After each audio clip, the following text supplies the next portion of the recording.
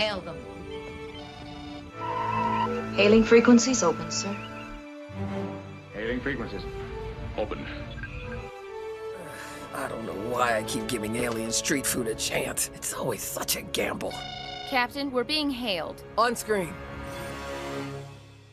Hello and welcome to another Hailing Frequencies Open podcast where we continue to trek through the past and future of Star Trek and just generally chat and have a good time. I'm your host, Mike Jones, as always, and today joining me in the Zoom room, he's happy to be discussing anything other than Fiddler on the Roof. It's Damien. Oh my God, Mike Jones. First of all, I'm concerned because our third member here looks as though she's receiving a very important hail that has nothing to do with us. There's like activity happening. She's very active in her square on the screen. Yes, yes, you were right. Two of the three humans that live in my home are currently in other cities west of here choreographing Fiddler on the Roof. Separately, not the same production. Separately, yes, it's a That's small a lot. world and we move in small circles. Okay, well, now I feel like she's dying to say something. She's the no-nonsense host who doesn't sugarcoat it. It's Lenita. Yes, that is true. And yes, there was a flurry because the dictator, whilst you were starting this, slammed the door open and then crawled in with a blanket. And I'm sitting here saying, buddy, you gotta go. Next thing you know, here comes the +1. Come on, Buck, you can't be in here. That is, and I'm like, why is he here? Your mother was watching him. Okay, thanks everybody. Goodbye. Oh my gosh. For those of you who may be new to us, the dictator is Lenita's child. And I have actually, and it's funny because I have become accustomed. No, I don't think we ever have. I wonder, like, listener, have you just like gleaned this over time Right. or do you just not process it? I don't know. But Lenita's child is the dictator, which I have meant to ask for. I have just accepted it as your word for my child. Does he know that he's called the dictator? Absolutely. And what is the origin of this? Have you never met small humans? No, I Right, have met small yes. humans. They I dictate. literally Because I that can is guess because at he's. all of these things. I mean, but I'm we've not never gonna, actually I'm not gonna call him a terrorist because he's not creating like terror in my life, but he is a dictator of every single adult who resides in this house. Goes and gets a yogurt. Can you mix this? Okay, sure. Goes and I'm hungry. I want. Can I have? Can we go? I am ready.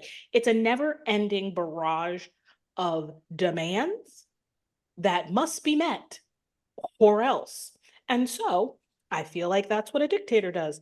They tell you what to do. They tell you where to go.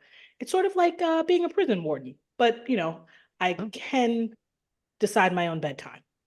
But does he know that is his nickname? Oh, I've called him that he knows he's got a myriad of nicknames. I'm just waiting for the day in school when they learn about a dictator and he says, "That's what my mom calls me." Exactly. Yep. And it's going to click. And he's going to be like, I get it. Oh, Mussolini. Castro. Right. It's he's had many nicknames over the years, but the dictator is truly the one that fits right now. Excellent. Yeah. So I love it. Good luck to me. I love it. Well, I support my own lifestyle choices of a spouse, a cat, and several minor boyfriends. Several what? Minor boyfriends. Oh, minor boyfriends. Minor boyfriends. Not like boyfriends who are minors, but no. Oh my God, no. Yeah, clarity. No Drake lesser, here. No lesser Drake boyfriends. No Diddy. Oh my God. Well, much like this gosh. conversation, our topic today is about filler. Oh, it worked out well. Stretch, guys, stretch. Stretch it. We were talking the other day about how, especially with the new Trek, how we only get, maybe 10 episodes a season, 13 if we're lucky. What we're missing are those filler episodes, which really create world building, and don't really contribute so much to the overarching plot of the show. That, at the end of the episode, our characters aren't that different. Nothing has really changed. There's a bit of a reset button, So we were just talking about how maybe we could each come in with our list of favorite fillers, Botox not included. Botox is not a filler. I don't know. I know it's okay, but it's an anesthetician has to do it. I only know that because the +1 went and got a certificate. So if yes, Damazon, if you would like some plumper and a little bit of something to rejuvenate, Well, it's my under eyes, and I don't know if that helps the under eyes. Well, you never know. You can have a consultation, and you can have a nice little party. We will go up the stairway to the end of time. That is your apartment building, and up a you steep can and bring all very your narrow gays. stairway. Absolutely. Excellent. And have a party and plump and fill all you and your Homo sapien friends. This took a turn. I had no idea this is where this was going when we were talking about filler. I was prepared for something entirely different. Right. Well, I mean, nope, I'm not going to go there. Go ahead. Yes, Mike Jones. Oh my gosh. Something is too inappropriate for this pod. How? Because the next one coming out is how many dicks does Worf have? I mean, we're okay to say stuff, but okay. No. Here's the thing. Listen, the +1 had a former student who is into plumping dicks and making and rejuvenating assholes, and makes millions of dollars a year to make everybody how they want to be. It's like, oh yeah, they have Holtox. I've heard of Holtox. Yeah. I've heard of rejuvenations where the vagina is rejuvenated. Did I say vagina or regina? Anyway, the vajayjay is rejuvenated. Like, are you talking silicone injections? Penile enhancements and butthole tightening. Listen, I'm all set. If they want to sponsor the pod, just this is our demographic. This is our demographic. I remember Live Long and Prosper. I mean, they were so good to us. They were. Our most popular episode is the one that the title is Not Safe for Work, interview with Sean Ferrick. So I don't know if it's like his fans or just that it said not safe for work. I mean, that was a poll. We found our people. So speaking of our people, pervert Trekkies. It's true. Okay, let's jump in. So I want to talk about how I define a filler show, and maybe you all can say how you defined it when you made your list. So for me, the plot doesn't affect any major character arcs or story arcs, and I already see one exception of that in my list. Same. Or they're often a bottle show, but they don't have to be. A bottle show meaning there are no locations. Everything takes place on the existing sets. It's a cheap, like everything's on the ship basically. And it doesn't add to the canon. There were a few episodes that I was like, oh, that's a filler episode. And then I was like, oh, wait, that was referenced later in Discovery. And if it hadn't existed, it would have been really important. And, right.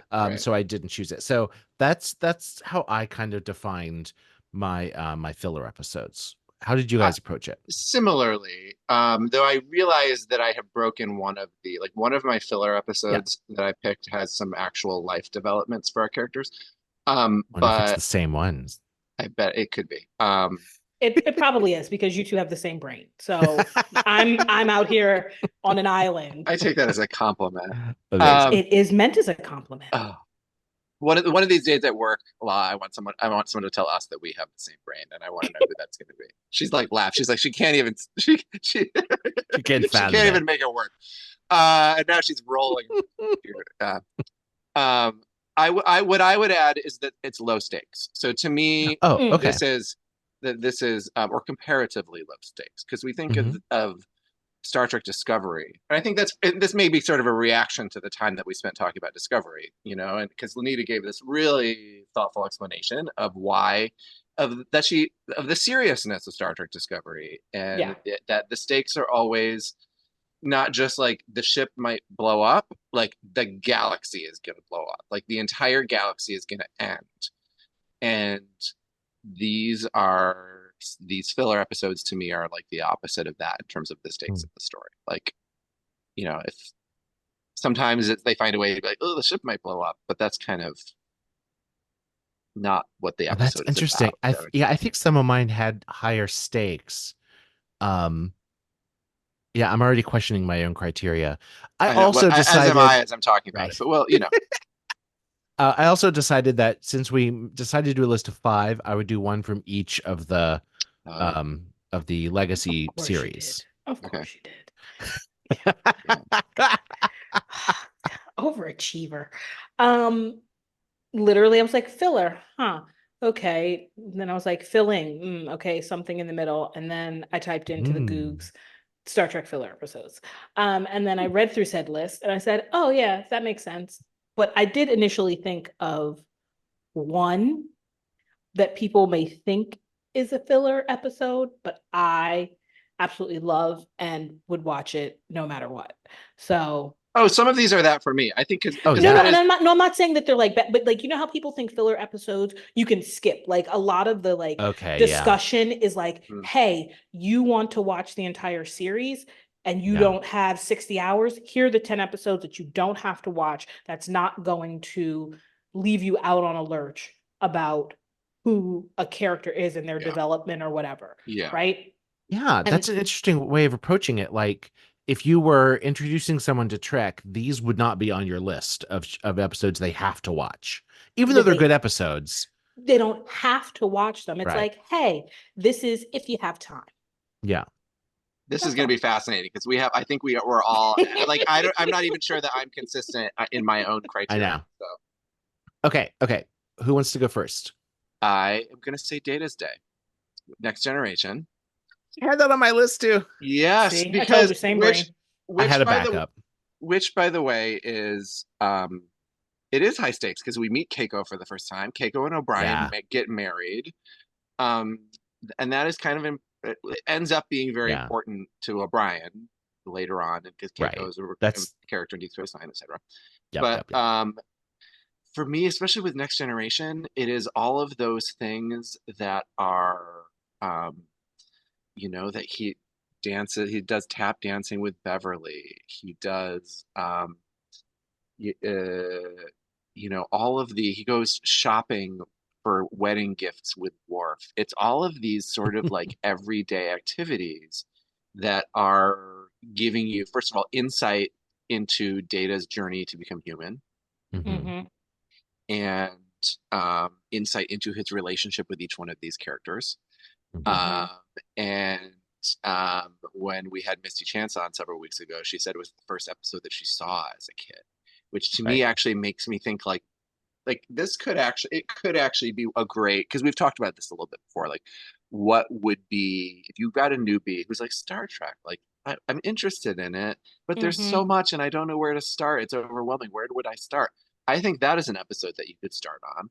Because it's kind of, he does, over the course of his day, he has like a moment with each of the, important central characters and kind of builds a relationship and you kind of get to know each one of them. And it's the one episode that I'm the most going to want to watch falling asleep to. Oh, yeah. And actually the like ship in jeopardy aspect to it that they add is super interesting. This whole story about how they're bringing a Vulcan diplomat to meet with the Romulans who then dies on the transporter pad, and then come to find out, surprise, that she's actually a Romulan spy. Blah, blah, blah. Like it is the right amount of jeopardy for this like sort of lighthearted story. In fact, I wish I could remember. I should have looked up who wrote it because that I'm always interested to know that. But They even reference that later in, I think it's Drumhead, where they're going through the list of things that Picard has done that are shady. And they're like, oh, well, you delivered this Romulan spy back in, story by Harold Apter. Crazy. Never heard of him. Nah, I mean, I'm like, who's that? Yeah. Yeah. So what do you think? That was on your list too, Mike? Yeah. It was on my list. Yeah, for the same reasons, and it's because it's a slice of life kind of episode, which we're never going to get that in Discovery, or like it's just that's not what modern TV is about. Correct. So yeah, that's really why I picked it. Even though, yeah, we meet Keiko, but did we need to meet Keiko? Like, we could just establish that O'Brien has a wife and her name is Keiko, later. But yeah, because you don't actually really learn any. I mean, she has like a sort of dumb story actually as a character. Like, for her larger stories, this is not the best Keiko story. No, because she sort of like has cold feet and calls off the wedding and has like sort of gives a little wedding drama. Yeah, she's a botanist. It's not really. Yeah, well, here's the question though. Was it necessary to lead into why O'Brien, like, just remind me, like, this episode happens. Do we see Keiko really much after this? And then when they go to DS9, it's like it's like to establish sort of who she is in his life, and sort of like why she's so important to him. And like, okay, so yes, she is a botanist and she is a teacher. Like, I just, like, sort of planting the seed. I mean, like, taking the temperature of the audience, how they took, this cultural moment, Irish, Korean, Japanese. Keiko's Japanese. And melding it together and being like, okay, can we continue with this sort of storyline going down the pipe? I wonder. Right. Yeah, and also, I mean, it actually does lay the groundwork for their marriage, because it is a rocky start, and they, they have a happy marriage, but it's not particularly smooth. I mean, like, she definitely doesn't want to go to DS9 with him. She's not happy there. She's like, your career sucks for getting me stuck in this terrible place, and because you're always working, and I'm alone, and now I've got this kid, and I'm a single mom, and you're supposed to be, So I just wonder if it was sort of like laying sort of the groundwork of how their relationship was going to play out in the next series. Yeah, I feel like they never really figured out what to do with her, because she is sort of peripheral to him throughout most of TNG. And when we see her in like Disaster, when she's giving birth, it really could be anyone giving birth that Worf has to, what I mean? And then when they transfer to Deep Space Nine, they give her some interesting stuff, but then I don't know what happened. I don't know if the actress had conflicts or what, but they kind of wrote her out for a while. She like went planet side for a while. Like, she was she opened a school, but then that kind of dropped. Like, I feel like then she wasn't teaching anymore. Yeah, and the writing for her was not the best, because that as an actress, I mean, have you seen her in other things? She's great. She was in Joy Luck Club. She's in Three Body Problem, which is a really interesting show on Netflix from the Game of Thrones guys. So yeah, Data's Day. I'm going to take Data's Day off my list, but luckily I did have a backup for TNG, because I kind of thought you might pick that. But what's your backup? Well, I'll go next, and you know what? I'm going to go in order, because that's how my brain works. So, looking back at the original series, it's hard to pick a filler episode, because one could argue that they're almost all filler episodes, because they're written so that they could be played in any order. It was a different kind of storytelling back then in in the 60s. But I picked an episode called Obsession, and in this episode I also picked one that like I haven't watched that many times, because it's like not that memorable, which made me think that's kind of the way to think of a TOS filler episode. They encounter a cloud monster, like a fog monster, like Lost or something, and it gives off this very sickly sweet smell, and Kirk remembers it from like it like attacked when he was on the Farragut, whatever. So it's this obsession with catching this killer thing that is this non-corporeous cloud.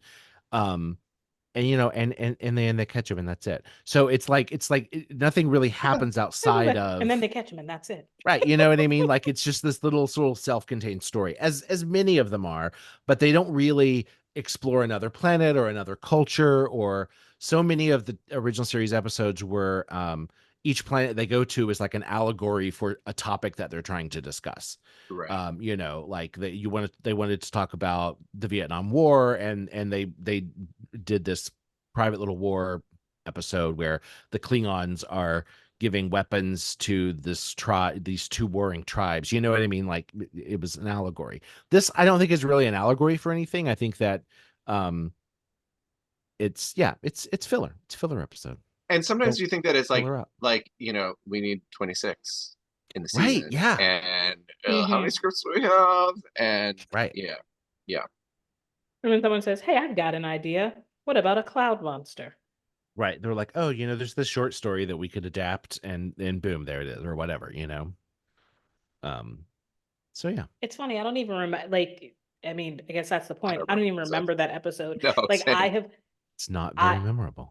No, and what's wild is that for the past couple nights, I've been falling asleep to TOS, but the two-parter, Spock taking Pike to Legion 4, Talos 4. Talos 4, Menagerie. The Menagerie. Part 1 and 2. And I just it's so nice to just listen to Spock. And then but that not a filler. That is a definite. No, that is an important episode. Right. That is a very you hear those beeps in your sleep. Oh yeah, it has those big chunks of the cage in it of the the original pilot. It's really clever how they did that, how they salvaged that footage and made 2 episodes out of it. It's perfection. Saving that money. Indeed. Okay, so I shall go. And since we were talking about TOS, and I think it goes along with the sort of forgettable, but also the fact the way that things are written back then, I would say it's an episode that I love, and as soon as I say the title, you'll know why I love it. But people will be like, you don't really need to watch it because it's really not important, which is go ahead, Damien. Trouble with Tribbles. Oh, it's a classic. I know. But people would be like, really, you're gonna watch a whole episode about, an alien that's been born pregnant and infests the Enterprise, and then, they ship them off to another ship. It's a fun, but I love Tribbles. So for me, it's it's always gonna be on my list. But I think that someone would say, if you missed it, you're not really missing anything. Maybe, kind of, sort of. Who knows? I mean, they show up so many more times. Yeah, but it's not but they're incidental. It's they are. Yeah. And it is, and also is there a fluffier TOS episode than and I don't mean that as a double entendre. No. Sorry. But do you know what I mean? Is there, or I should say, is there a fluffy TOS episode that is as good? I don't think. Yeah, and think about it. He's so as a captain, it's sort of the first time we're sort of, not first time, but it's one of the times I can remember him being sort of flustered. What are we, it's gotta go type of situation where usually, oh, hello little Tribble. That's what I got. Okay, I guess it's my turn. Yep. And I am going to go with I've got 2 on my list from Deep Space Nine. Okay. Which is actually for 90s Trek, I feel like DS9 was actually fairly low on, well, I don't know. As I'm saying this, more coming to mind, I was gonna say low on filler episodes. I think that we because to me, TNG, it was really just the wealth of filler, that. Sure. I love the idea of the sort of ASMR TNG episode where you're just just play poker. Just play poker, and I'll just watch that for 43 minutes, But all right, so my DS9 episode is Who Mourns for Morn. Oh yeah. Right. So if you don't remember, sorry, I'm tearing down my entire microphone setup here. Very excited. so that I mean, first of all, it's brilliant that it starts and they're talking to Morn and then Odo like puts his hand through Morn and he's a hologram and Quark is like, you're slipping, he's a hologram. Um, and then they find out that Morn has actually died in a like shuttle accident, and then they have a funeral for Morn, which is so funny because like everybody shows up at the funeral and it's all about how like Quark is like mourning disproportionately for his best friend Morn, and everyone is like kind of like, like I don't know if I trust this or like what. Right. And Jadzia and Worf are in a fight because Worf finds out that she had a crush on Morn, which is like so funny to me that this like probably one of the ugliest aliens that we see on Star Trek has got all of these like hot women who think that he's hot. I mean, it's so funny to me. It makes sense, and it's a total like that tracks. Think about who's trolls. writing this. They're like, we're emotionally attracted. Yes. We're gonna write him as the hottest, sexiest wannabe character ever. I never thought about it because I always think of Dax as like that. She's like the pansexual who has like the crush on the guy with the transparent skull, you know? Like, right, of course, she's written by like a bunch of like one of the world's most beautiful women they cast, and all of these like straight male nerds are writing her as like having attraction to ugly guys. That's amazing. But it's this whole like sort of like caper because like Morn or Quark inherits his money, and then there's this, and it's sort of like this very sort of ridiculous like crime caper as like all these people like show up to like lay a claim on Morn's money.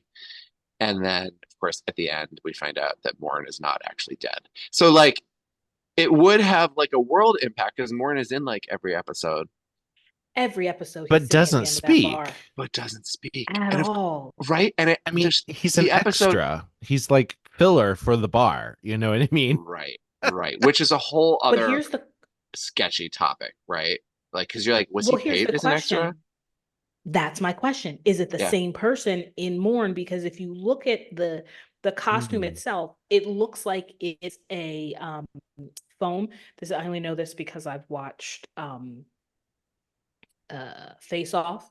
So it looks like he's a foam sculpture, not a silicone sculpture. So then it can sort of fit to anyone or like someone who has similar facial features as an actor, and it's not like same sort of height, same sort of build. You can put anybody in Morn.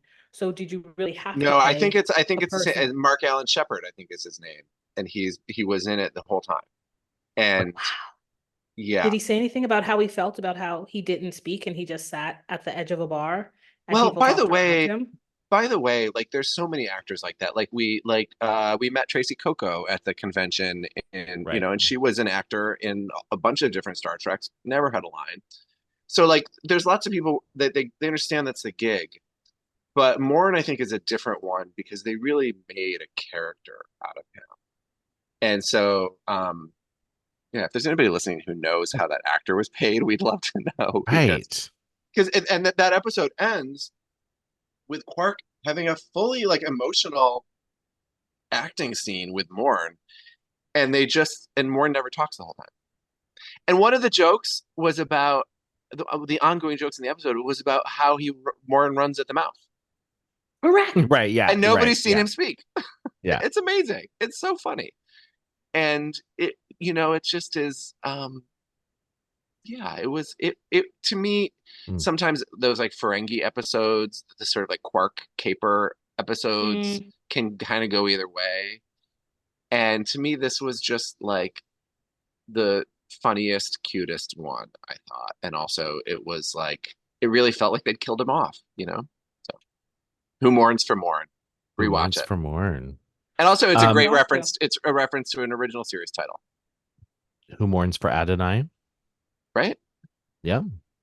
So according to Memory Alpha, Mark Allen Shepard played Morn, I think most of the time, but there is another actor listed, I think, who maybe occasionally was in the Morn costume. Dennis Madalone, maybe, if he's, I don't know. He's the stunt guy. He's the stunt. Yeah. Dennis Madalone is their stunt guy. Yeah. Yeah. Oh, so he was there when Morn had to fight? I guess. I wonder. Well, I don't remember Morn ever fighting. So, someone fact check this. Yeah, I know, but there were fights in the bar. But I guess he wasn't a part of that. That was more. Oh yeah, this stunt guy was in everything. Yeah. Wow. I love that you knew his name. Because the Delta Flyers guys talk about him. Oh, they talk about him. Oh yeah. He played everybody who fights. Okay. Okay, so I'm moving through my list. My TNG choice that's not Data's Day is an episode that I think it's much like The Trouble with Tribbles. It's a comedy episode, and the comedy episodes don't tend to add to the overall arc. But it is a data-centric episode. It is A Fistful of Datas. Oh, okay. Come on, tell the audience what that's about, i.e. me. Little Alexander he's in it? Okay. Convinces his father, Worf, because they're in this like, basically they have like time off. Like everyone has like pet projects because they have this long, like, stretch where nothing's going to be happening, like they in between planets or whatever. So like everyone's looking for, little pet projects or time I literally off. just Googled it and I'm like, Oh, yeah. I remember this episode. Yes. Same. So yeah, I'm with you. Alexander wants to play this, quote, Ancient West holodeck program, and he convinces Worf to do it. Meanwhile, Data and Geordi are playing with Data's brain like you do and trying to make him like sort of a backup for the computer, like, whatever. So they accidentally do something where Data's personality or person somehow gets mixed up with the. Is this the second episode where a Geordi fuck up causes holodeck danger? I think it is. Yeah. So okay, slowly, all the characters in the holodeck. It is a incidental, unintended consequence of doing experiments and trying to help his good friend become more human. Collateral damage. I think it was really just Brent Spiner's contract saying that he needs to play at least a certain number of characters. So because slowly in the holodeck, all the characters become Data, and the safety is turned off, so the stakes are really high, and it's really funny. Especially at the end when Data becomes the like Miss Kitty character at the saloon, and starts flirting with Worf. Anyway, but at the end of the episode, like they fix it and it's over. You know what I mean? Like nothing really happens. Yeah. Right. It's just a fun diversion. I mean, listen, I love any episode where the safety's turned off in the holodeck. I mean, that's when things can go really great. Well, and I mean, I'm not trying to jump the line here, but no. But some of my picks are I have two picks to represent a sort of like subcategory of filler episode, which to me is a holodeck episode. Okay, where something yes. has gone wrong with the holodeck and people are in danger, but it's kind of light and funny. Yes. And oh no, I think I know where this is going. I purposely did not pick Fistful of Datas because that was not my favorite one. I have the same general sentiment about an Alexander episode that I was literally going to say anything with Alex. Oh, I was like, ugh, this kid. Like, I get it. Your mama died. Right? I know. I kind of feel the same way about him. I feel his bad. Dad does. Right. His dad is desperately trying to avoid spending time with his son. Can't we send him back to freaking Ukraine with his parents, Belarus with his parents? I know. Like, they need him. They need to teach him how to be a Klingon. That's not my job. And so that's terrible. And that's terrible, but it's true. I think I've become Picard and like, ugh, any kids, get them off my ship. No, yeah. They gotta go. Agreed. Space is dangerous. It's not for children. It's not for children. It's not for anybody under 18. Okay. Just moving. So that's a very good pick. Because I truly was like, I don't remember this. And as soon as I saw it, I was like, ugh, I remember this. And like it's not I love the episode. No, it's not that it's bad, but it's like, like, so I don't like seeing Worf in like now. Yes, in the present time, Worf has matured and aged, and yes, then Wusa. Sure. But then Worf is a warrior. Why is he wearing a kerchief and ill-fitting clothing. And that hat, that hat and his hair. No. Well, he was also in the page boy haircut phase. Like, yeah. No. I don't know why they did that. That lasted for too long. Yeah. Because he wanted to match Alexander. Like, oh, my hair needs to look like my son's. No. Put that sucker back in that braid. Get that bat lift and start crushing skulls. But anyway, that episode to me, it's a little bit of, all right, like go with me here for a second. It's like the Christmas Story Easter Bunny moment where he comes down in the bunny costume that his aunt made him, and he's very angry about it. It's kind of the Klingon version of that, where he's like, "You're making me look like a fool to go on the holodeck to play with children." You know, he's so angry about it. Yeah. Yep. Okay. Very good. Amazing. I agree. Okay. So in the googs of it all, filler episode agreed with when I was Googling is Justice. Oh. Which was the episode where they go to that planet. You can go anywhere. Just don't cross the white barriers. And the next sexy thing you know, Funtime planet.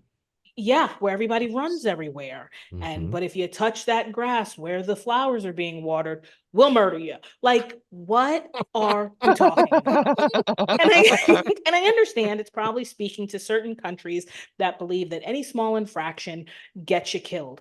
However, why? It was like, oh, it's a Leslie episode. Get the kid off the ship. It doesn't hold up, that's for sure. How about the hot oil massages? Yeah. It's all bad. It's all bad. Those little outfits with the camel toe. Oh my God! That is a moose knuckle. There was some the men moose knuckle where you're like, I'm sorry, like, and this was like before Bob Blackman. This is like the William Ware Tice era of Star Trek costumes, right? Fabric magically somehow staying on their body, but it's just like a handkerchief.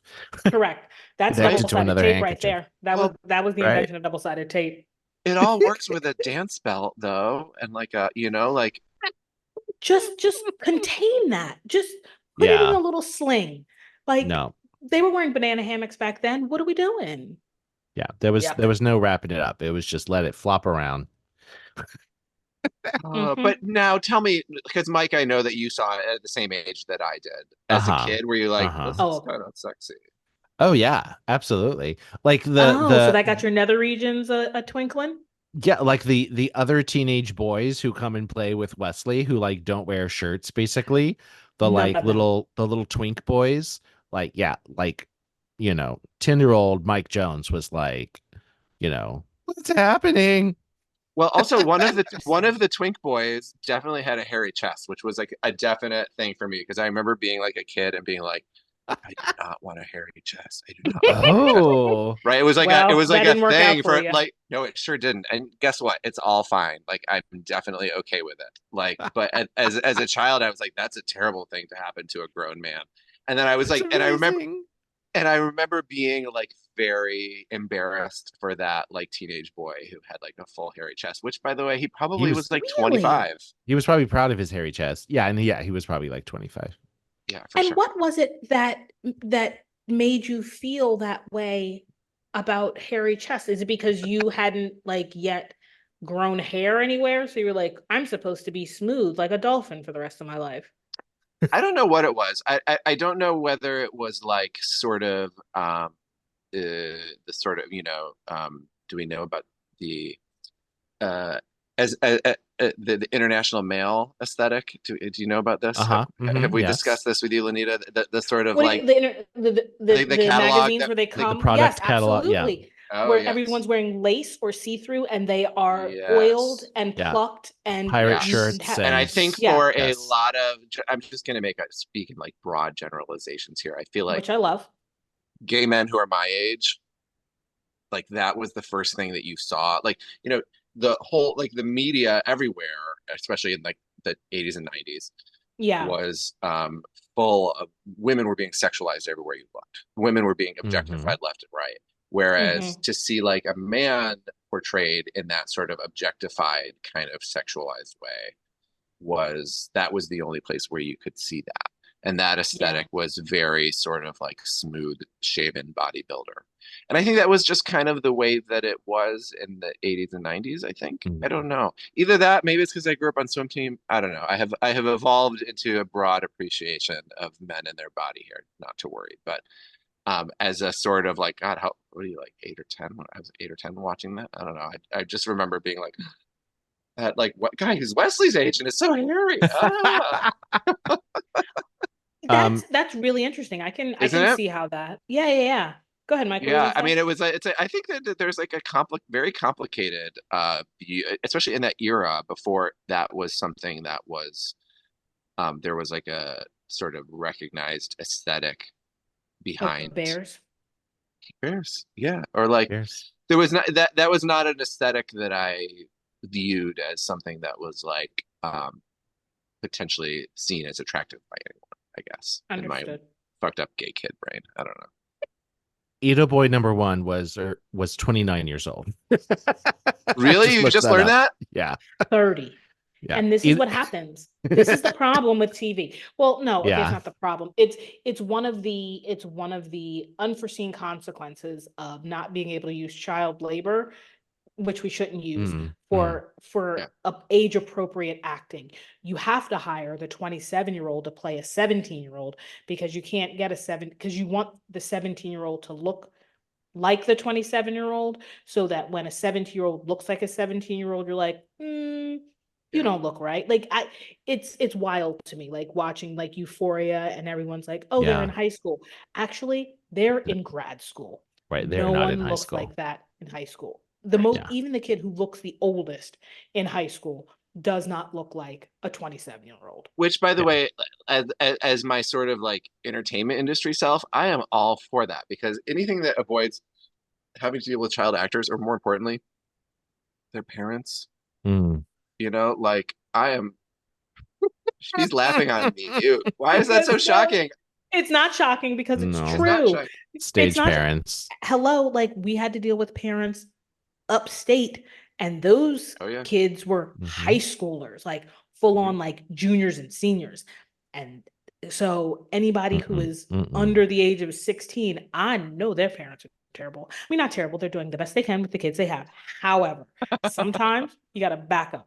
There are some good ones. Their jobs. And then there are Will Wheaton's parents who are terrible, you know. Were they terrible? Yeah.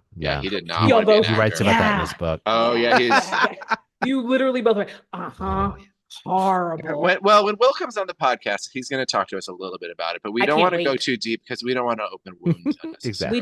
We just want to hang out.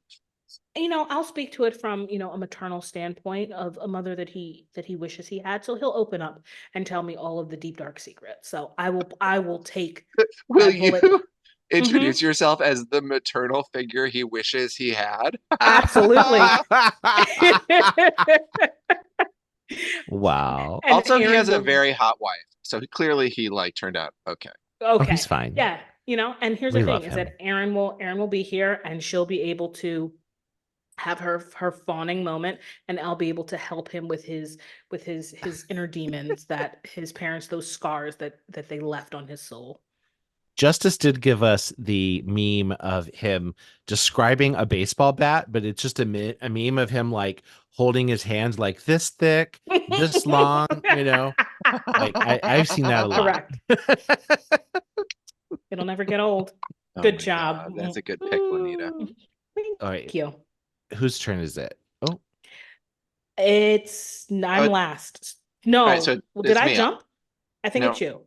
It's me. Okay. All right. Holodeck episode. I'm going to go with the first holodeck episode, which was The Big Goodbye. The Big Goodbye. Which I literally just watched. The first Dixon Hill episode. Mm-hmm. Okay.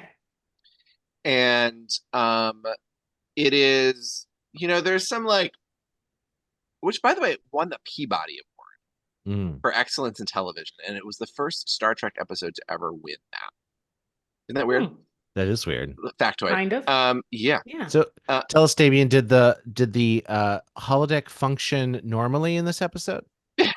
Well, it did not. The holodeck malfunctioned.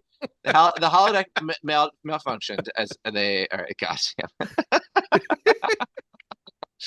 yeah. They're having their first contact, or their first, I should say, second contact. The first contact failed, or whatever, with the Harada, who were like a reclusive insect hive mind race, which was an interesting thing that they were always thinking about. They were already thinking about hive minds at that point. And the Borgs. Mm-hmm. Yeah.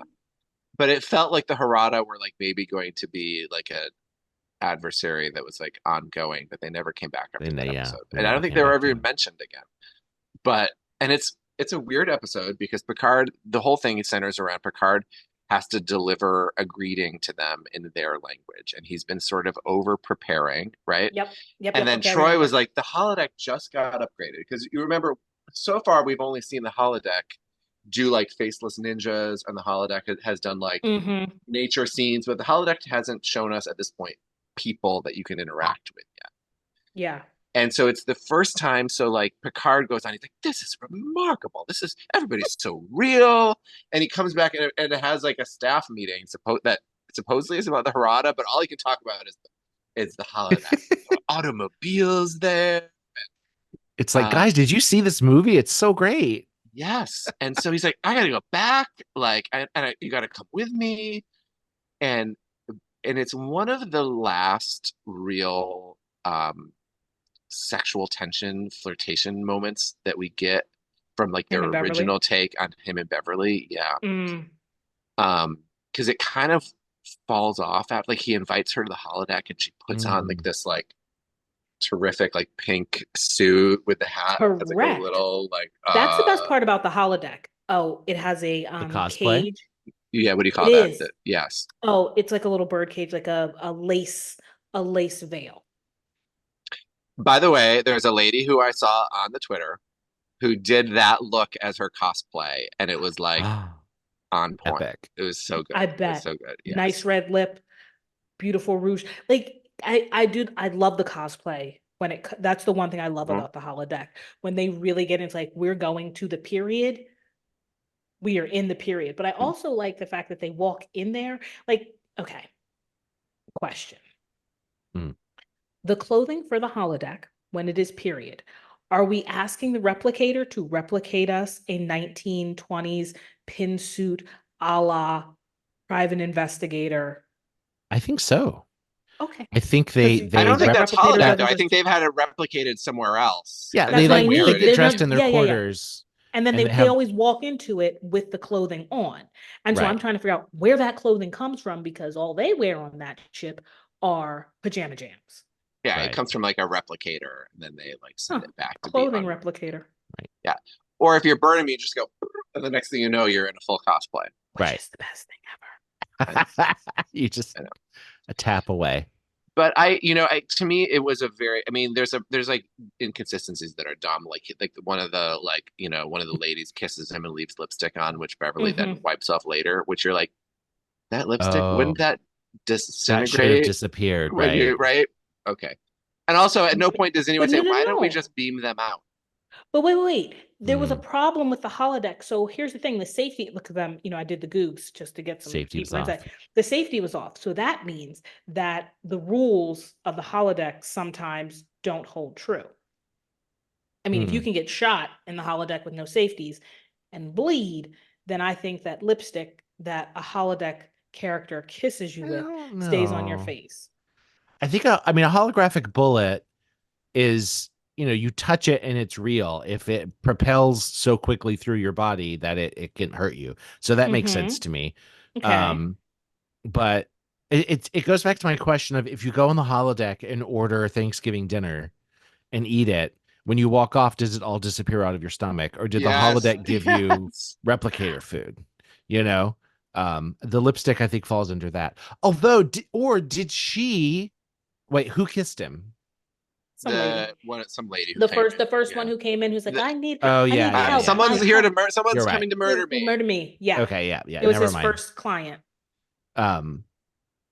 One thing interesting about that episode is when at the end, when the mobster guy, like, they tell him he's a hologram, and he steps off the holodeck, but then like slowly disappears from the feet up, which they never did that again. Like, that's not how the holodeck. But I think it works because the emitters only last so long right outside the door.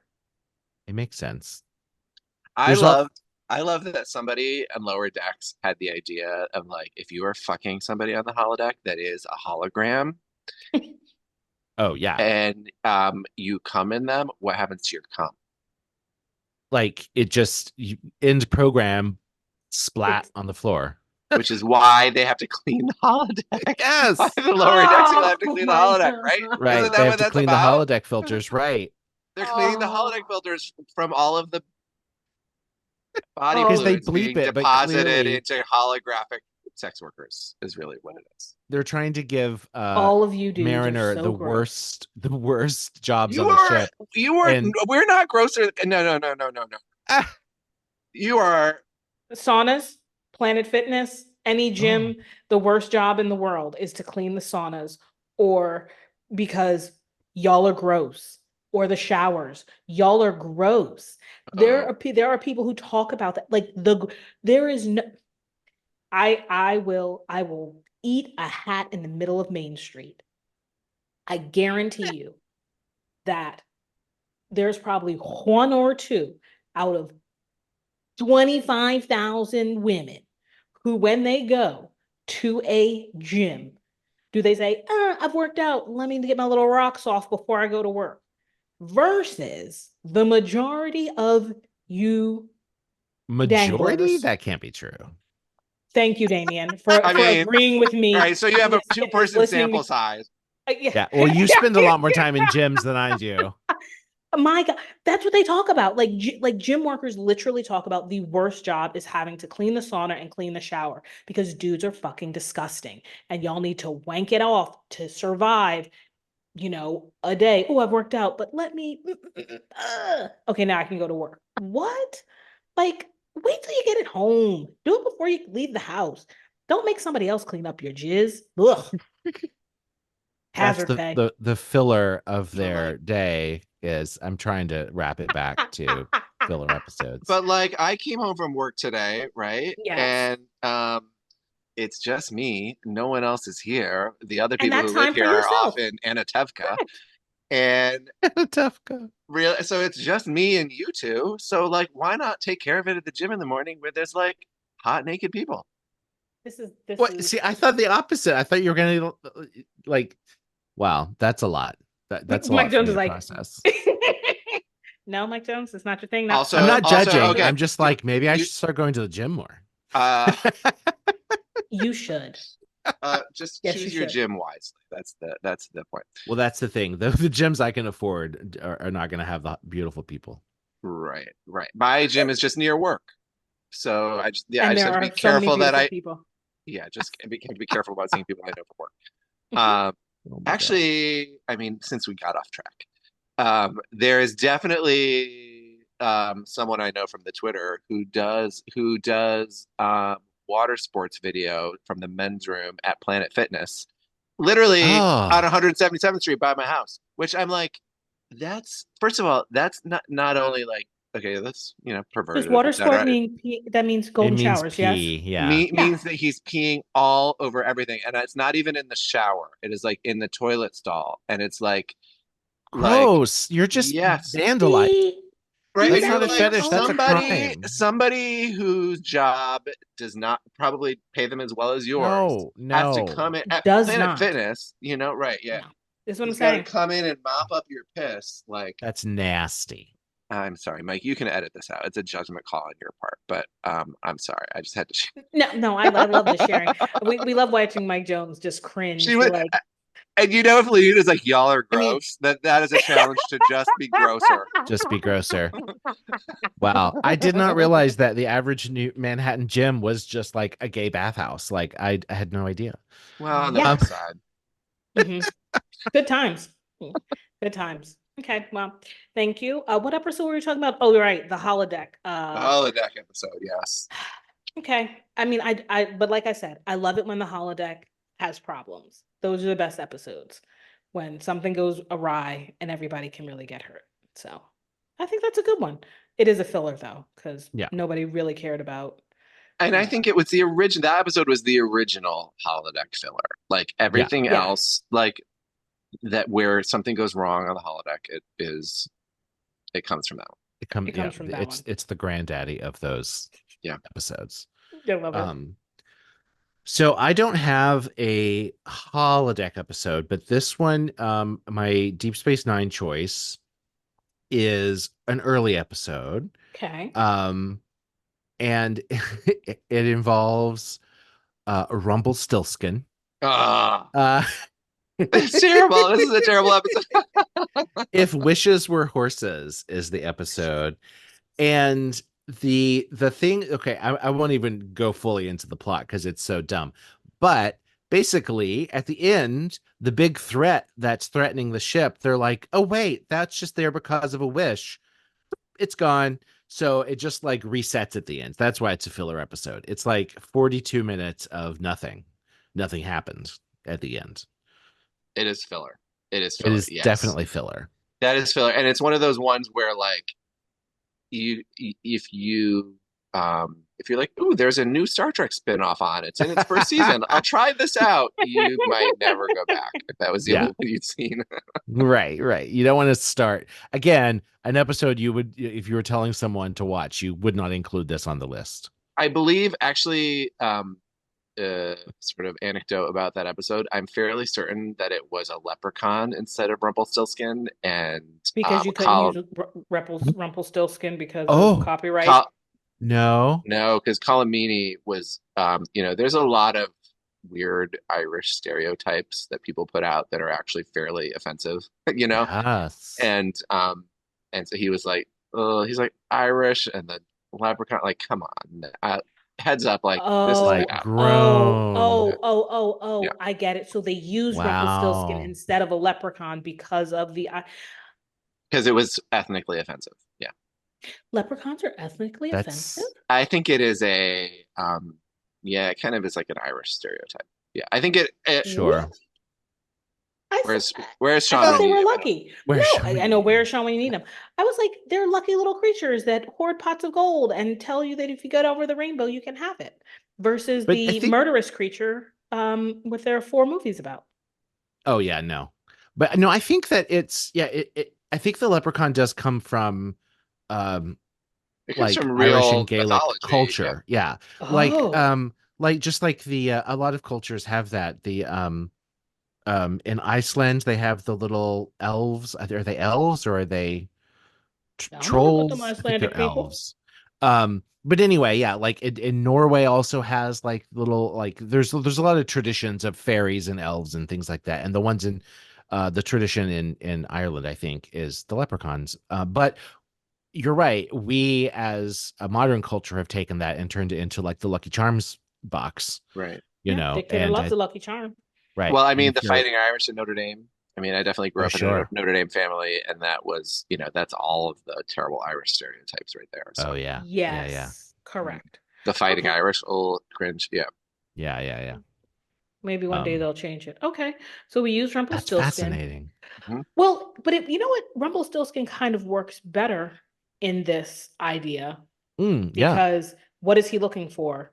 Straw to what do? Weave into gold. So like a leprechaun is not necessarily looking for his pot of gold because he knows where it is. It's at the end of a rainbow. So maybe aside from the racial undertones of terribleness, it just made the story better to use a child's story.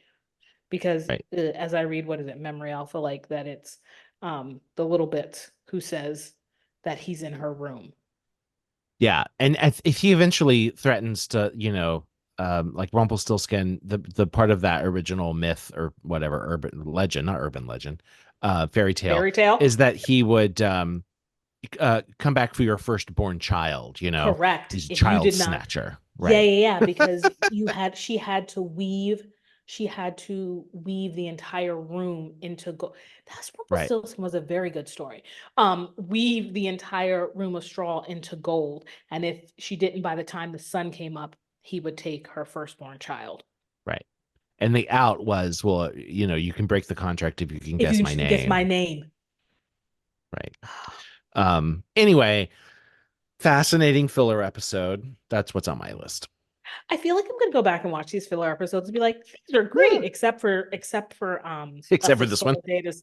No. Except Fistful of Data's. Like, I'm good on that. Oh, see, Fistful. To me, this is the worst one on the list so far. This currently the worst. Yeah. To me, this is because some of these are beautiful, are lovely episodes, but filler. This one's just stupid.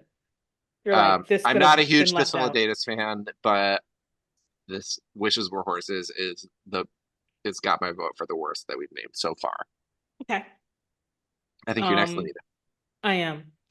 And you're going to probably be like, of course she would pick this episode because she has such a disdain and virile hate for this character.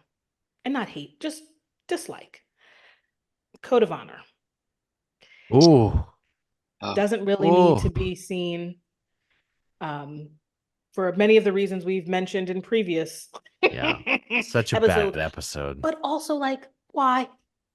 Right. It doesn't really add anything. It doesn't like, and if I put my Tasha Yar, to the side, it's like, what does it really show? Like, oh, she can fight, kind of, sort of. She, what is it adding to like the zeitgeist of the show? No. It's interesting because there has been suggestions that it be struck from the record. Yeah, and Denise Crosby is pretty adamant that it shouldn't be. I don't think it should be. I think you keep all of the things. Yeah, it's a record of how people thought, or even like it's a record of how things can go wrong with good intentions. Sure. Do you know what I mean? Trying to show that a matriarchal society is in charge, but in a very terrible way. Yeah, I don't think that they, it was ignorance rather than ill intentions. That correct. Yeah. Correct. And here's the thing: is like, I understand people's desire or like their thought process of like, oh, it's such a terrible episode, whether it's like racist or misogynist or homophobic, we shouldn't have it in here anymore. No, it is a record of the time. It is what was in what everyone was thinking. Like, it was 1987. I'm looking at the thing. 1987. Who was the top model? Who was the biggest star? Like, okay, this makes sense in this context, period, point blank. So you have to leave it in there, and then you have the difficult discussion about it and move on and say, right, this is how we're not going to do this again. Although it's done over and over again, still in different ways, but right. I think all of the sort of things that people have had to say about that episode after the fact have been fascinating. To be like, how is it that everybody thought this, yet it still happened that way? Well, I mean, cautionary tale. I don't know. Yeah. So, well, I think I could see them. I could see them adding a disclaimer before the episode in the way that Disney has done that on Disney Plus with movies like Peter Pan because of the Native Americans. Okay. Dumbo has these crows that are stereotypically like black people. Yep. Black people. It's okay. Like, you can say black. It's black fine. Crows. Like, it's even hard to say. The crows are my favorite. I love the crows. They are so like, they have such a vibe. I know, I get it. Like, I know that they're supposed to be terrible, but I love the crows. Dumbo is one of my like favorite movies. Like, as it comes to like nostalgia of childhood, I weep every single time. Every time that song comes on and she wraps him in his ears, like sob. And then being a mother, it's like, triple sob. Dumbo, keep the crows. Keep the crows. Yeah, just add a disclaimer. They do. They put like this movie was made at a time that this was the accepted, I'm going to quote unquote, accepted norm. We know now that this was offensive. However, it's in fact, I just looked it up. This program includes negative depictions and or mistreatment of people or cultures. These stereotypes were wrong then and are wrong now. Rather than remove this content, we want to acknowledge its harmful impact, learn from it, and spark a conversation to create a more inclusive future together. Right. I think that's all you need. Yeah. Yeah. Now here's a question. Acknowledge your wrongs. Yes. Can we still do Code of Honor cosplay? Absolutely. Absolutely. I want to wear that pink ruche. Scridgy ruched, looks like a it reminds me of the wibbly wobbly used car. I'm sorry, the what? Oh, the wacky weavy inflatable arm flailing. Exactly. Oh yes. Okay. Yeah. You know, and they sort of like when the fan sort of stops, they go, but then they come back up. That's what she looks like with the old school, because it's 87, so she has a Jerry curl. She's got that Jerry curl. And that band, like scary spike mitten. I want it all. It is a terrible episode, but I love her fashion. So wrong. It's the rightest kind of wrong. It is. That's what she fought in. You fought in pink. This is my battle armor. You looked in your closet and thought, this is it. This. Elwood's a ceremonial. I love it.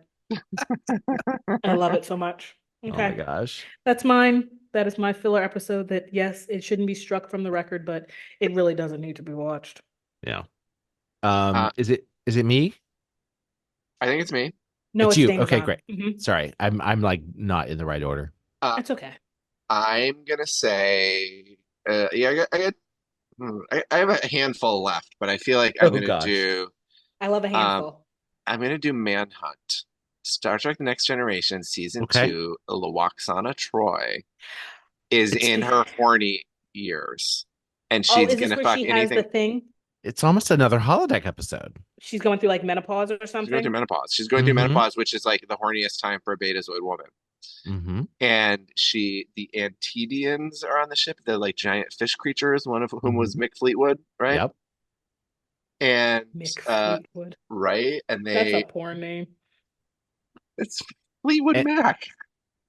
And wait. The dude from Fleetwood Mac was in that episode as the fish monster. As a non-speaking, like totally face covered. Well, they have the point of so like the whole like, I guess they do speak them at the is end. they come on, they're like in stasis and they're like and then like they come out of their stasis before they're about to beam down to the conference and they're like eating all these eating fish, the right? Fish out of the like and then Lwaxana comes in and she's like, oh, their brains are like so simple. I know exactly. They're about to blow up the whole conference. They've got untraceable explosives on them. And then, like at the end of the episode, that's the only moment that the stakes are raised. Like that's literally, she like you don't even know the issue until she solves it. And Picard hides from her. So trying to have sex with Picard, right? Right, and he hides from her in his Dixon Hill. Yeah, it's like another Dixon Hill. But there's not a malfunction episode, but a lot of that episode takes place on the holodeck. Right, because she tries to like pawn him off into flirting with the holographic guy. Yeah. Yes. And no, it is the fluffiest episode of that season, I should say. Oh, sure. And or like Picard cons Data into replacing him or into joining his dinner with Lwaxana and being super boring. He tried to outlast her with like boring Data talk.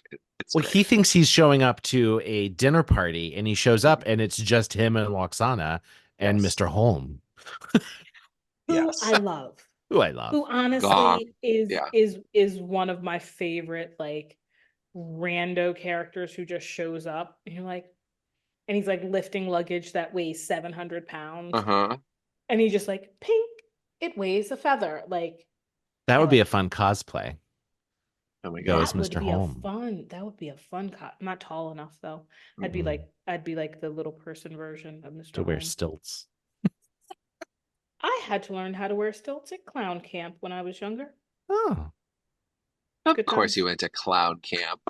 She just like comes out with this like out of left field biographical information that Stewie we all know. Of course you know. Of course. What was your clown name?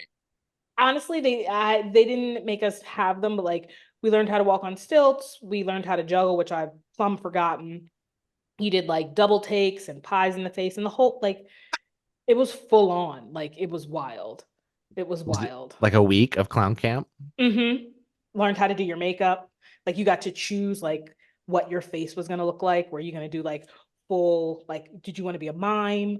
Were you gonna be like rosy cheeks, like with the eyes, sort of like a what's his name, Gacy, like how his sort of clown face was like. I know. That's the only person I can think. You went right there. I feel like it's a recognizable face. Bozo. My bad. Ronald McDonald. I'm just imagining there's some nerdy kid there who begged his parents to go to space camp, and they were like, well, this is what we can afford. This is what we can afford. Oh, yeah. Oh, yeah. You're just imagining yourself at clown camp. Like, yeah. Like, how did I end up here? This is not where I wanted to be. Not where I wanted to be. Clowning? Yeah. It's good times. Oh my God, good times. amazing. Okay. All right. All right. It's you. Is it you? Oh, it's you, Mike Jones. Go. Continuing our journey through the series, next is Voyager, and I'm picking an early episode. Mm-hmm. And I remember this episode very specifically. I really liked it when it came out, and I think that's why it stuck in my head. But going back and watching it, it's like not a great episode. It's called Twisted. So the ship encounters like an anomaly, they think, where it is like being distorted and twisted. And people get stuck in different parts of the ship, and they can't, like, they take the turbolift and it goes to the wrong place because the ship is like twisted around, so the turbolift goes to the wrong place. It doesn't make any sense. And so the stakes are that they all think they're going to die.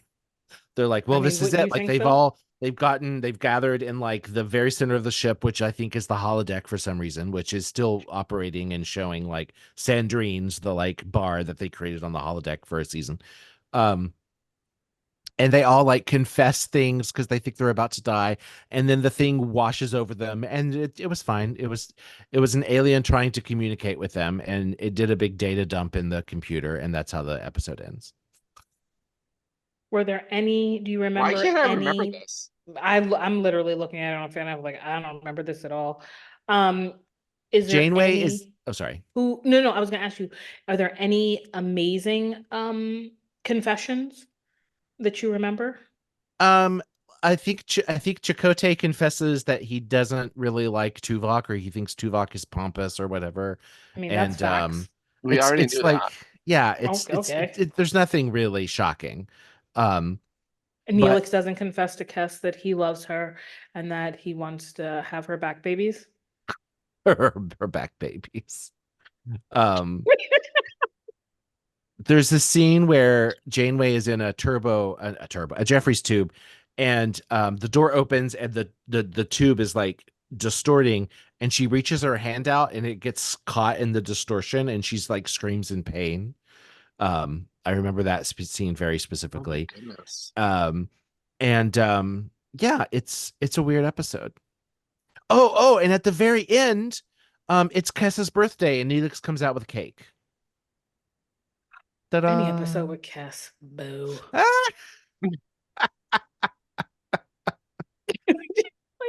Oh, and the in the beginning, she contacts the bridge through the comm system, and Tuvok, it says, we've encountered a phenomenon. I'm gonna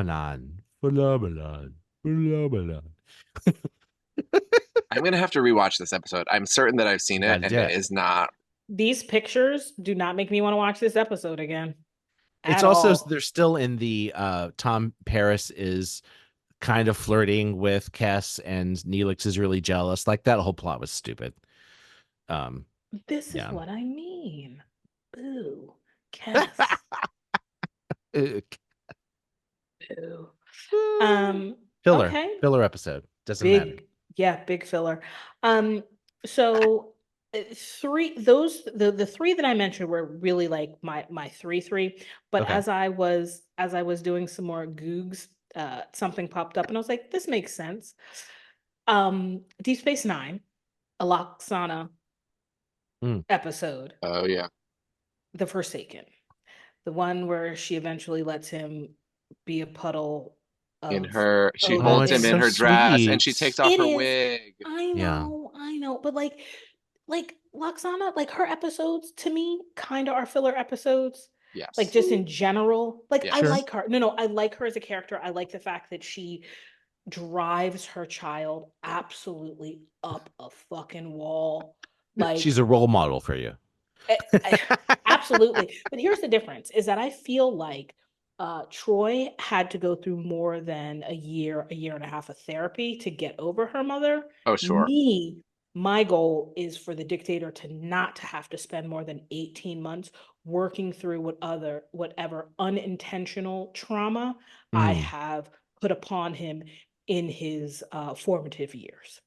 Because if it's longer than that, then I don't think I have done right by the child of my loins. So child of mine.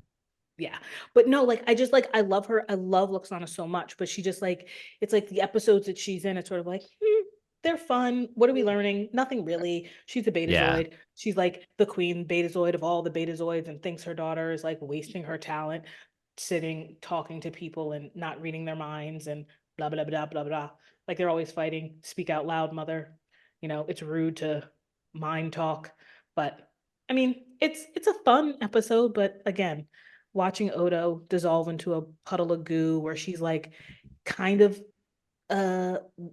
loving him, like sort of like, ooh, I'd love to be in your I don't know. Can Odo really do that? Because it did seem like a weird romance that they were hinting at. Like really, like, and I'm just like, I think about like, okay, like Saru and President what's her face, like, okay, they may have parts that fit or figure out what to, but can Odo hold shape? Does he, does he need that? Is that something like, because remember when he melded with the founder lady? That seems to be like, that seemed to be the way that they did theirs. Oh, that was so gross. I feel like he's fully functional and programmed in multiple techniques. So he's Data 2.0. Okay, fair enough. So that's my filler sort of and I get it. Well, it was also like it was almost a stretch to get her on that show. It's like, why is she there? You know what I mean? Yeah. Well, because she's Majel Barrett and we love her, and like let's bring her on. There was talk of making her a regular. Really? I think so. Do that is weird. But what would her role have been? I don't know. Is she okay? I'm glad that they didn't. I love her. No. Like it sounds like I don't like. I like her as a character. Like I think. She's great. So much fun. Like the costuming, her absolute sort of delusion about herself, and like the self-grandizement. Love it. But do you really need to watch the episodes? Right. You could skip every Lwaxana episode and still completely understand Star Trek: The Next Generation. Absolutely. My point exactly. Boom, boom. Yeah. Okay. Oh, I had 4. All I got. Now I'm gonna be talking about Jaws. Go for it. I got my last one, and I'm realizing now in retrospect that I have inadvertently, because I forgot that Manhunt was a Dixon Hill episode, I've picked all the Dixon Hill episodes. Oh my gosh. So it was not intentional. I do not have a Dixon Hill fetish, I promise. But the Clues.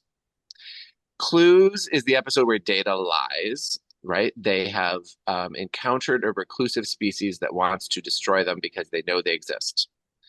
And they've agreed to wipe their memories, and then Data, he can order Data not to say anything. And then, but they forgot. They were too smart for their own good. They left clues, and they had to sort of solve the mystery. They couldn't live with the mystery. They had to find out what happened. They realized they had a missing day.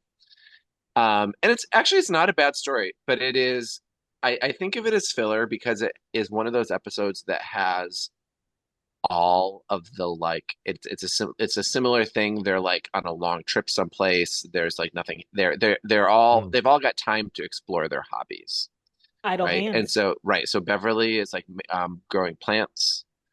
Right. It's Fistful of Datas again. Yes, it is. Picard goes into the holodeck and does Dixon Hill with Guinan, which is brilliant. Mm-hmm. And a lot Worf's Tai Chi happens. You start to see everybody like taking Worf's class, which is so cool. But it's like through all of their sort of hobby things that they discover all of the clues to the missing day. And it's a clever little episode. But I love it because it gives everyone these sort of like free time moments. It sort of reminds you that like sometimes they're on a long ass trip. Have you ever been on a transatlantic cruise? I have not, but like at a certain point you're just on the cruise and you got things, like the ship is just running the way it's supposed to and you got time to kill till you get there. It's slice of life. It's like Data's Day. It's like it's funny that we've picked several of those. Yeah. Damazon? Yeah. As the sole brown person on this podcast, yes. Taking a transatlantic cruise is not something that I will ever do. My people did that once. I'm good. You're like, fool me once, shame on you.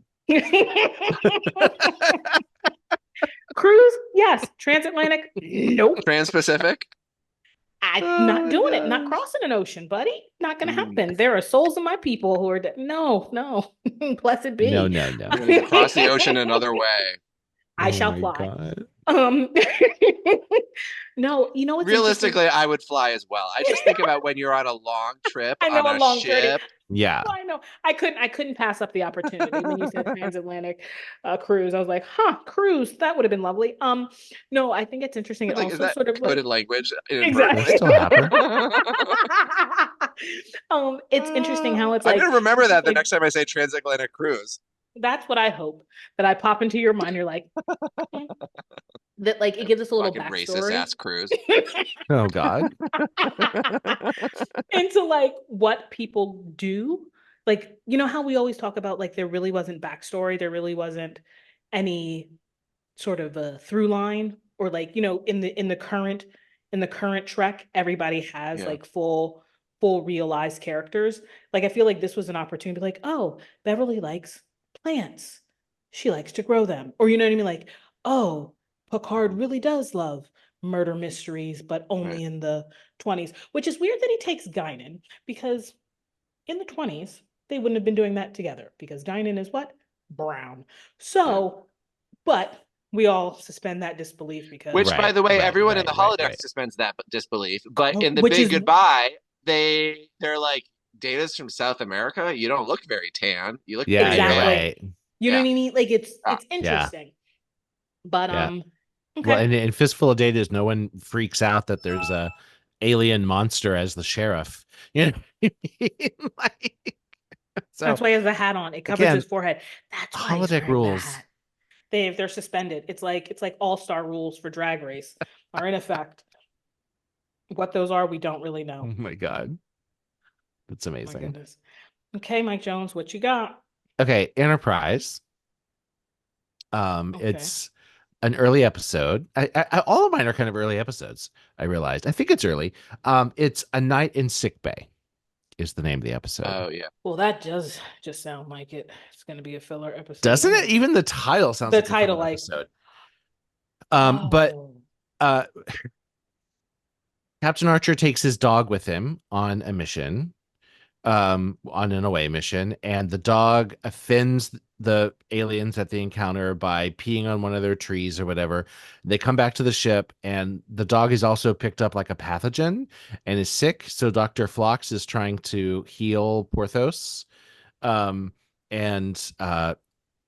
He stays, the captain stays in sickbay overnight to be with the dog while it's undergoing this treatment or whatever, and is completely obsessed about the dog and not worried so much about the mission. there's a weird kind of sexual tension moment between Archer and T'Pol, which luckily never comes up again. And then at the end, the dog is fine, and he apologizes to the people, and they were like, "Oh, good, and apology accepted. Everything's fine." Yeah, killer episode. You know what's hilarious is that I because I've literally only watched this series this once. Like I've truly never rewatched anything from Enterprise, even though I poke fun at Damien for never watching it. Literally forgot there was a dog. Immediately immediately reminded me of Thin Red Line. No, not Thin Red Line. Red October. Oh, okay. It's the one with Denzel and Gene Hackman. For Red October. And he's got that fucking dog. Like, no, why? What is that? No, I'm thinking of. No, it's the one that they modeled Picard season. Oh my god, someone is listening to this going, "Oh my Screaming. God, you dumbasses!" It is Crimson Tide. Crimson Tide. Thank you. We were about to look at Denzel such Washington assholes. is the no, I'm not because Denzel Washington is the best actor of all time. Period. Great podcast too. Anyway, I think about that fucking dog on that goddamn submarine. Like, what is wrong with you? Right. Why do you have a goddamn dog on a spaceship? Like, what are we doing? I get it, fine, but that's the very first thing that I thought of when you were like, "Oh yeah, the dog brings back a pathogen," and I'm looking at the picture of him suspended, right in the goo, the like prop dog that they made to like. Amazing. God, it's wild. Well, wild. And you get where that story idea comes from because they're like, what mistake would a captain make that like none of our later captains would do? Like, obviously, it's First Contact. Why are you bringing a random like? First Contact was always like the highest level ranking officers, the ones who have gone through the most gone through the most extensive training. They understand protocol, and then you bring in this four-legged. Yeah. Well, this is before the protocols were written, like that's the idea. It is technically, isn't it? Yeah. So that's kind of, well, and there's another episode where Trip ends up hooking up with an alien and gets pregnant and starts growing nipples on his arms.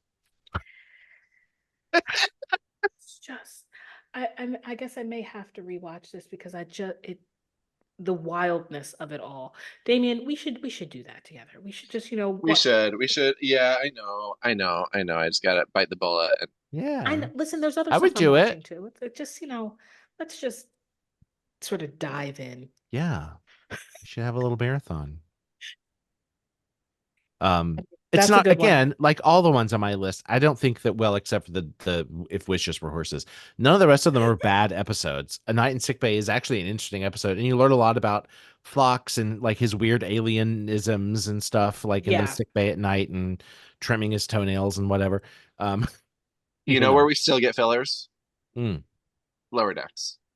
Oh yeah, the cave episode filler, which is cave episode, proudly filler, blatantly in your face. So it is, but I love it so much. We learned so much about them. Oh, I am not. It's almost a clip episode. I have picked all episodes that I like. Yeah, I like these filler episodes. Yeah, and I think that's the thing is that we didn't pick. I mean, well, except for Justice, because that's just stupid. We didn't necessarily pick episodes that we didn't like or would not watch again.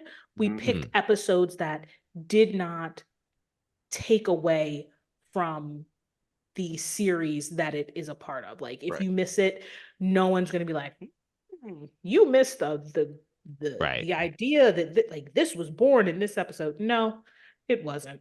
Right. There was nothing really amazing to be learned or gleaned from it. Yeah. Some episodes have rippled effects throughout the rest of canon. Correct. And none of these do. Except for triples, but Oh, that's true. That's true. They introduced the triples. That's true. They're my favorite. I was once trying to get a kid into watching Star Trek. Did you start with that episode? I started with that episode. I was like, this is the most like kid accessible. This was before there was, Prodigy or anything like that. Yeah. And he thought it was fine, but like, hokey and old, Yeah, I do not believe that there will honestly ever be an episode that will get the dictator into watching Star Trek. No. There's not enough animals, like actual animals. Sure. Yeah. So. Well, you may find though that the things that I mean, as a little kid, I was all about Disney princesses, in particular Snow White. Yeah. Well, I mean that makes sense. She was living with a whole bunch of dwarves. You just want to live with a house full of men. Exactly. Listen, so you wanted to be her. You weren't into her. You were like, ooh, that life I could get used to. It's like I'm Snow White and the 7 LMBDs. The 7 tripods. Oh God. Oh, that took me out. That's hilarious.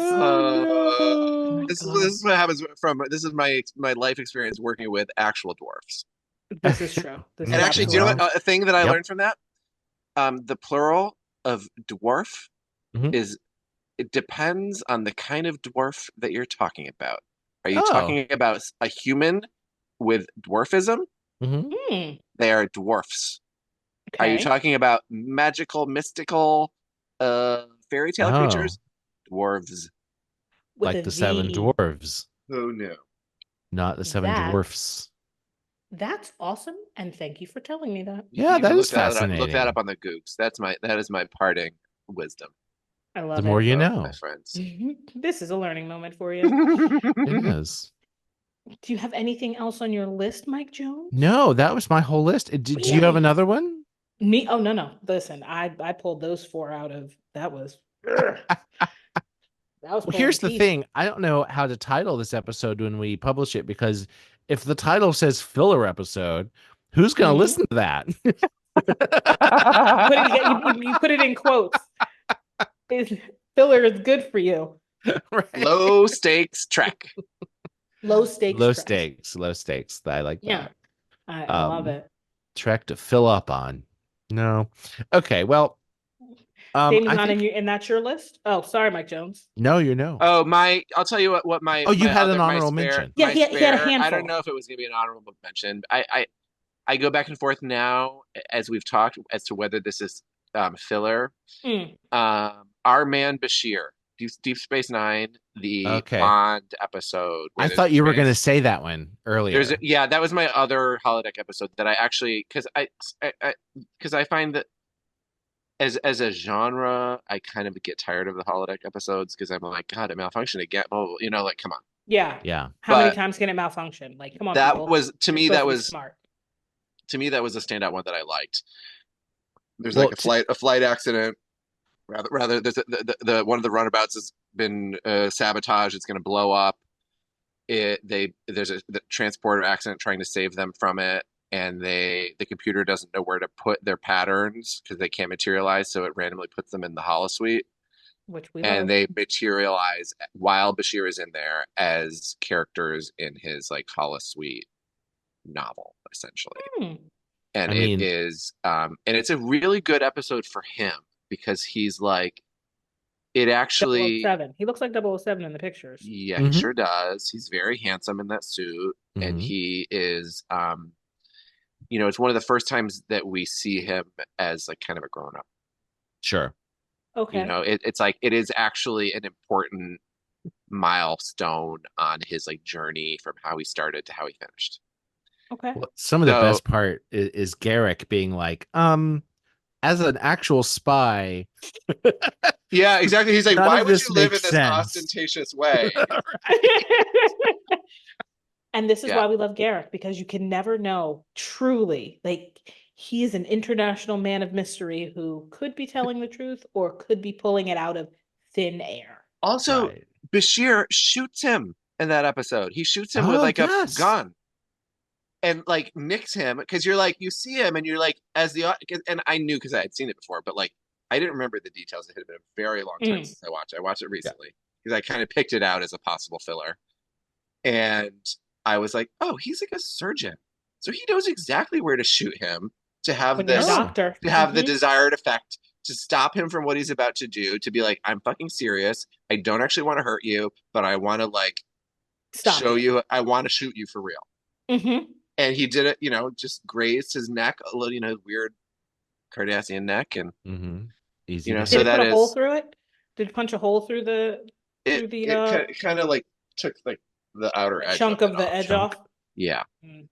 Yeah, and I kind of took it off the filler list because it is a relationship that I like so much between those two characters. Yeah, you do. Yeah, it's a great relationship though, and it is the gayest in terms of two men that we get in so far in the timeline. Yeah, absolutely. If I had a honorable mention, and I didn't put it on the list because, well, first of all, it was hard to pick a TNG episode. Because there's a lot that help that, but Little Rascals. Yes. Is that the one where they all turn to children? One where they all turn to children. Yes. And then they like never acknowledge that again. No, like, they don't, but it's a cute, stupid episode. It's a cute, stupid episode. I love it. You know what, by the way, something that Voyager does that none of the rest of them do is that there are so many points along the way where usually Janeway like does like a laundry list of all the weird shit that they've been through. Yeah. And I don't remember where exactly she does it, but she's like, oh, could it have been the telepathic picture plant or the macrovirus or the, like there are moments in Voyager where they're like, we remember when that weird shit happened? Look when we did this thing. You don't remember? I remember. I'm going to remind you. She says to Harry Kim at one point, this is Starfleet. Weird is part of the job. Yes. That's perfect. Also, I'm going to manifest that Garrett Wang comes on to do his impressions for us. Oh, yeah. Yeah. In fact, I'm going to start that as like a Twitter campaign. Garrett Wang, into the ether. Come on. We met you at DNICon. Right. We talked for at least a half hour. 30 minutes. We learned how you shot your sister with a BB gun. Did I make that part up? There was something with a BB gun in his sister. There was, right? Yeah. Right. It was a good story. We'll let him tell the story because I don't remember the details. But Garrett Wang, come on, we'll be friends. We're good people to be friends with. We're fun. And we want to be friends with you. So please follow us on Twitter, Instagram, wherever at Hailing Freak Open.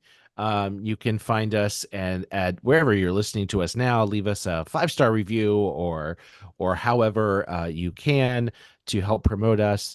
And give us a tweet or a message about your favorite filler episodes that you don't skip, but you wouldn't necessarily have. They wouldn't be on your essentials list. Put it that way. All right, I want to thank my co-hosts for joining me today and in the Zoom room. And I think until next time, we'll say Hailing Frequencies closed. No goodbyes. Just good memories. Hailing Frequencies closed, sir.